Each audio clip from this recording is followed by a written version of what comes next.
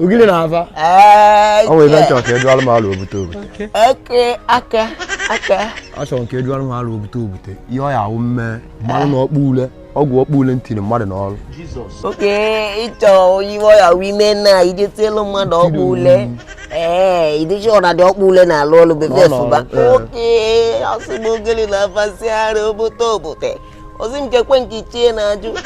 Nzi ani chieze gwa na otu ije telu mmadu okpule mana ọ chọrọ ka ọma na otiele ndị okpule ka ọma ma dị okpule n'ọlụ. Osim nke na-eme na nsi ahụ kwa na arụ obute. Osim kezi nke ichie na akọzi ka onye akpala ọra n'isi ọzụkwa ezigbo ichie iwe. Nzi a na-akwa na iwe nwụrụ arụ obute.